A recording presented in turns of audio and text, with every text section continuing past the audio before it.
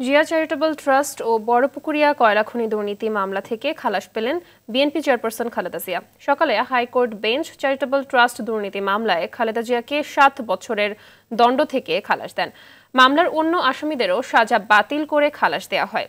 অপর একটি বেঞ্চ দিনাজপুরের বড়পুকুরিয়া কয়লা খনি দুর্নীতি মামলা থেকেও তাকে অব্যাহতি দেন। সাদিয়া কানিসার রিপোর্ট।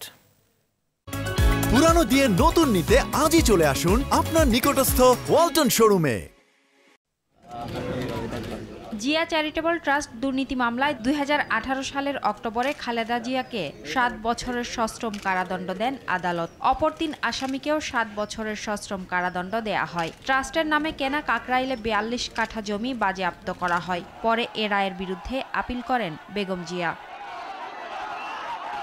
মামলার অন্য আসামিরা হলেন জিয়াউল ইসলাম, মনিরুল ইসলাম খান ও খালেদা জিয়ার সাবেক রাজনৈতিক সচিব হ্যারিস চৌধুরী, পলাতক অবস্থায় যার মৃত্যু হয়। ৩রা নভেম্বর এই মামলায় খালেদা জিয়ার সাজার বিরুদ্ধে আপিল শুনানির জন্য নিজ খরচে পেপার বুক তৈরির অনুমতি দেন হাইকোর্ট। ২০ নভেম্বর সাজার বিরুদ্ধে আপিল শুনানি শুরু হয়। সাজার বিরুদ্ধে খালেদা জিয়ার আপিল মঞ্জুর করে বিচারপতি AKM আসাদুজ্জামান ও বিচারপতি সৈয়দ এনায়েত হোসেনের হাইকোর্ট বেঞ্চ এ রায় দেন। খালেদা জিয়ার আইনজীবী ব্যারিস্টার কায়সার কামাল বলেন, দেশে আইনের শাসন প্রতিষ্ঠিত হওয়ায় খালেদা জিয়া ন্যায় বিচার পেয়েছেন।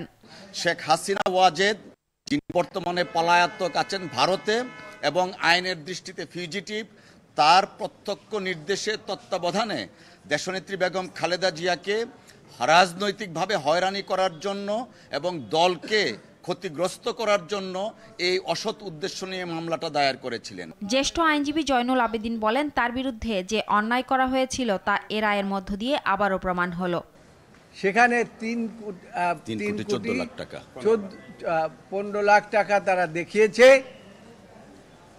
আমরা আর্গুমেন্টে আমাদের বলেছি যে এই সম্বন্ধে কোনো এভিডেন্স নাই। এর অর্থই হলো এই মামলাটি রাজনৈতিক উদ্দেশ্য প্রণোদিতভাবে।